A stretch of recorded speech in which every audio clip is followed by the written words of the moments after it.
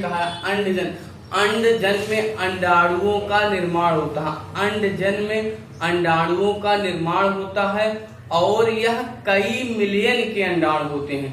यह कई मिलियन के अंडाणु होते हैं। यह एक प्रकार मृत युग्मक कोशिका या अंडजनकी कोशिका कहते हैं। यह अंडाणुओं से पहले निर्माण होता है। अंडाणुओं से पहले निर्माण होता है और जन्म के बाद नहीं होता है। अब दोस्तों समझो अंडजन की बात यह है। अंडजन जो हुआ करता है वह अंडाशय का निर्माण करता है। बात आई समझ में? अंडजन में अंडाशय का निर्माण करता है और यह कई मिलियन के अंडाणु होते हैं। और यह कई मिलियन के होते हैं और यह कई मिलियन के अंडाणु माने जाते हैं। यह कई मिलियन के इस प्रकार होते हैं जो एक प्रकार से कई प्रकार बताए जाते हैं। देखो दोस्तों और यह अंडाणु जनन के पहले होते हैं।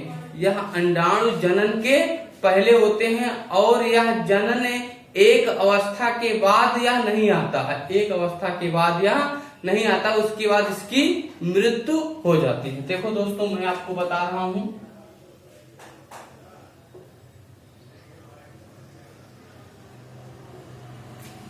पहले अंडजन की बात ये हुआ करती। पहले इसमें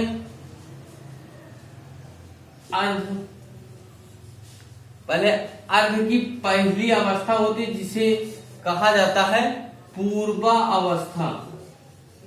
जिसे क्या कहा जाता है? पूर्वा अवस्था। जैसे उसके साथ 2n, ठीक है, उसके साथ दो युग्मक होंगे, शुक्राणु होगा और एक अंडाणु। उसकी पहली अवस्था जो रहेगी अर्धसूत्री से पूर्वी अवस्था।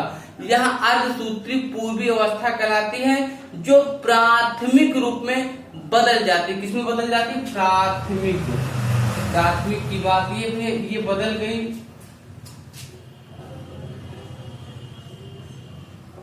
अब अर्ध अवस्था किसमें बदली? प्राथमिक अंडक के रूप में बदल गई। यह प्राथमिक अंडक के रूप में बदल गई या अंडक के रूप में विभाजित हो गई। उसके बाद यह चारों कई कोशिकाओं में बढ़ जाती है। चारों कोशिकाओं में बढ़ जाती है। यह चारों कोशिकाओं में बढ़ जाती है।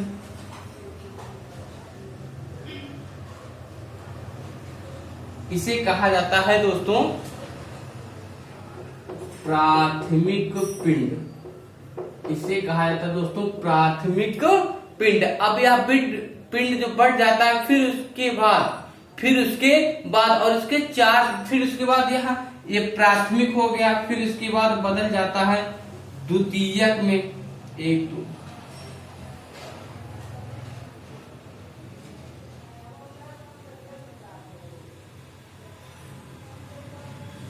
फिर यहाँ द्वितीयक में बदल जाता है। जब द्वितीयक में बदलता है तो प्राथमिक अंडक चारों ओर से, और इसे कहा जाता है द्वितीयक पिंडक। इसे कहा जाता है द्वितीयक पिंड।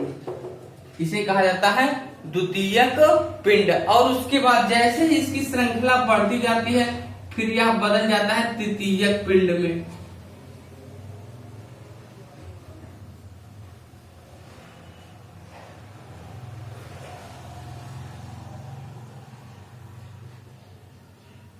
फिर यह तृतीयक पिंड में, जब यह तृतीयक पिंड में बदल जाता है तो उसके बाद इसमें एक परिपक्व अंडाणु का निर्माण होता है।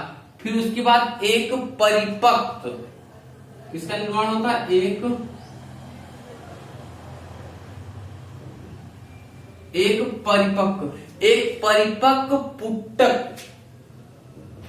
परिपक्व पुटक ग्राफी। उसके बाद एक परिपक्व पुटक ग्राफिक का निर्माण होता है और इसके अंदर एक अंडाणु का निर्माण होता है। इसके बाद एक किसका निर्माण होता है? एक अंडाणु का निर्माण होता है। जब अंडाणु का निर्माण होता है तृतीयक अंडक के रूप में विभाजित हो जाते हैं। तृतीयक अंडक के रूप में विभाजित हो जाया करते हैं तभी इसकी श्रृंखला बदलती है। फिर यहाँ पर एक अंडाणु के जायगोट की क्रिया का निर्माण हो जाता है। एक अंडाणु या जायगोट की क्रिया का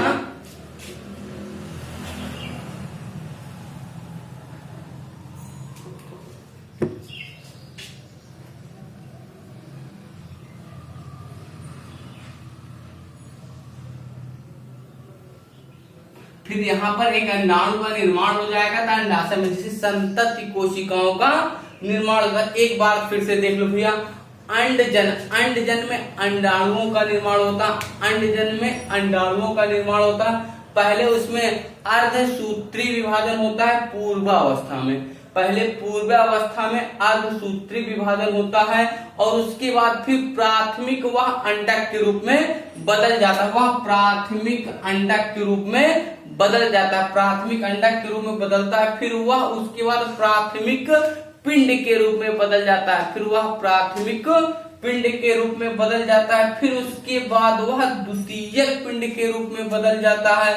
ऐसे ऐसे करके उसकी श्रृंखला बदलती हुई चली जाती है। यह अंडक चारों दिशाओं के रूप में पिंड के रूप में बने होते हैं, जिसे द्वितीयक अंडक विभाजन पूर्ण माना जाता है। और उसके बाद वह एक पुट्टिक के रूप में, परिपक्व पुट्टिक ग्राफिक के रूप में बदल जाता है। फिर उसमें एक अंडाणु का निर्माण होता है, फिर वह निषेचन करने लग जाया करता है। इस प्रकार से निर्माण होता है। फिर उसमें एक अंड जननी का निर्माण होता है। फिर किसका निर्माण होता है? एक अंड जननी का निर्माण होता है। दोस्तों इसे लिख लो, इसे फोटो स्क्रीनशॉट फोटो ले लो, फिर आगे आपको बताएंगे इस करके।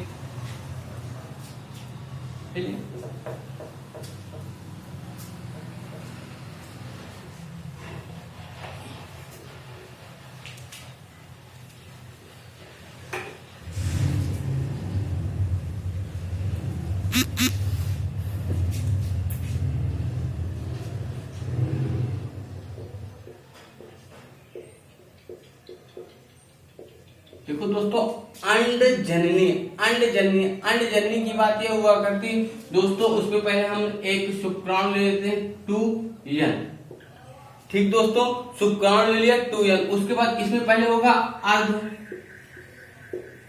इसमें पहले होगा दोस्तों अर्ध समसूत्री फर्स्ट। पहले इसमें विभाजन होगा अर्धसूत्री फर्स्ट, पूर्वा अवस्था।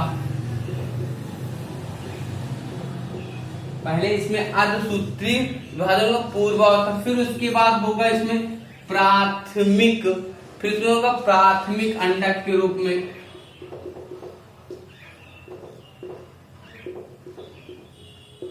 फिर उसमें होगा प्राथमिक अंडक के रूप में। फिर उसके बाद यहाँ कोशिकाएं दो रूप में बदल जाएंगी, दो भागों में विभक्त हो जाएंगी। दो भागों में विभक्त इसलिए हो जाएंगी क्योंकि वह प्राथमिक अंडक के रूप में अंडाणुओं की आधी हो जाती है। उसके पास जो गुणसूत्र होते कितनी हो जाती है? आधी हो जाती। जब वह आधी हो जाती है तो वह द्वितीयक, इसे कहा जाया करता है द्वितीयक। ठीक दोस्तों, इसे कहा जाता है द्वितीयक। अब द्वितीयक